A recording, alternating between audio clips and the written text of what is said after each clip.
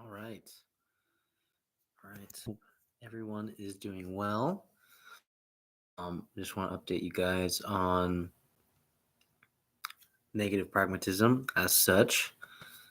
Yeah, I've seemed to have stirred the pot. um, there's been a lot of debates about lack in relation to negative pragmatism. Um, Negative pragmatism, you could say, is still negative pragmatism still is ill defined. But yesterday on an OG Rose's net session, if you guys know that, he will upload it pretty soon. I'm pretty sure. Um, I'm pretty sure it went about 4 hours long debating black and everything.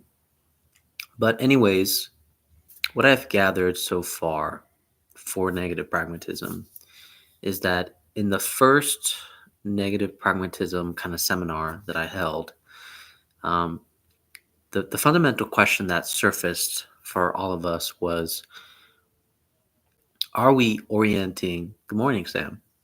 The first fundamental question for lack in the negative pragmatism seminar was, are we orienting around lack, or are we letting lack orient us?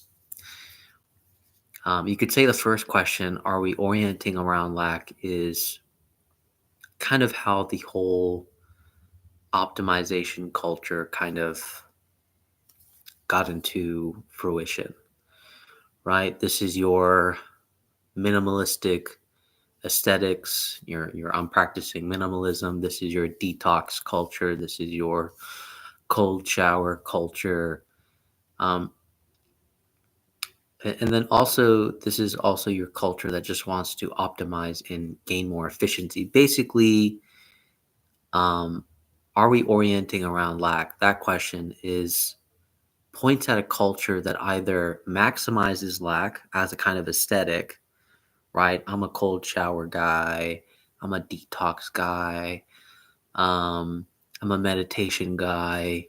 I'm talking about a kind of this new age spiritualism. I think is connected to it as well. And then there's the max. There's the minimizing of lack, which is your kind of optimization efficiency kind of culture, right? You're working towards success. You're working so that you can become something. You can become like a high value person.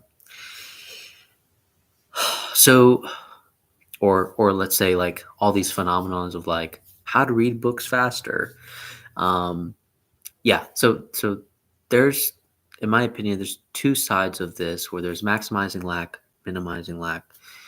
Um, the other end of this conversation is the what we have done with lack as a uh, what we have done with lack historically.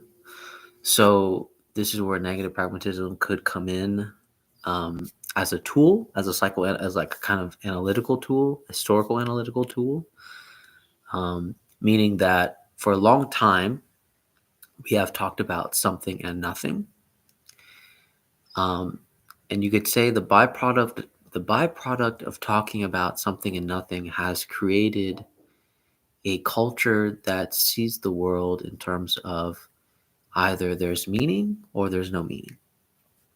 Either there's hope or there's only like hopelessness. Either there's God or there's nihilism.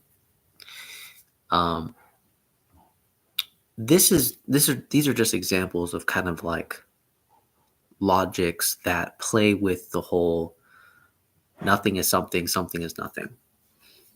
Um, and you could say that because lack has never become a part of this conversation until now, that um, we encounter a lot of troubles with this. That actually a lot of the negative effects that people try to avoid fundamentally is this idea about um, you know lack being taken as nothing, um, failure or the notion of failure being taken as nothing.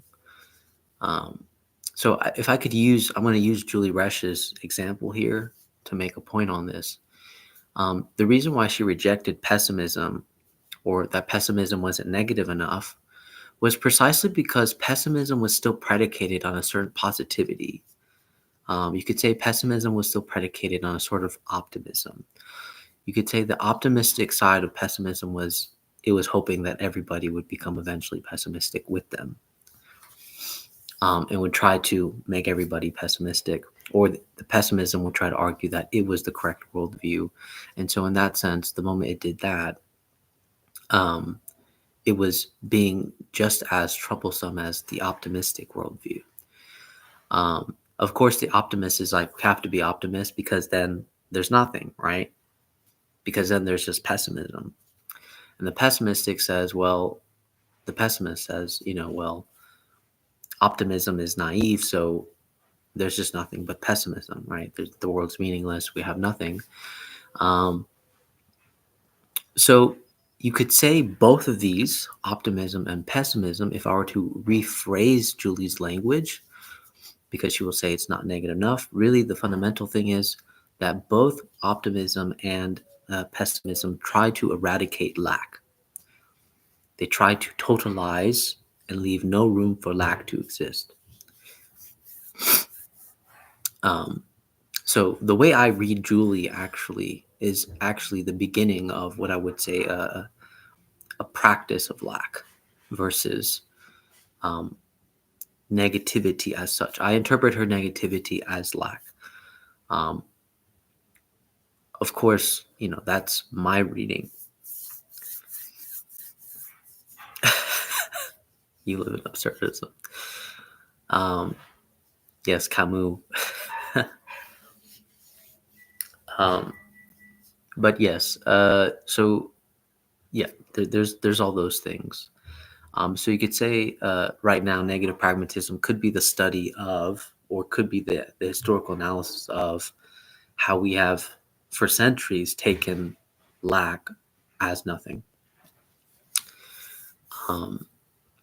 Because nothing itself, and this is something that we argued for like 4 hours, that nothing is virtually, it's always nominally nothing. I mean, nothing is really hard to talk about, mainly because when we talk about nothing, it's always in relation to something, and by that virtue, it's really not nothing.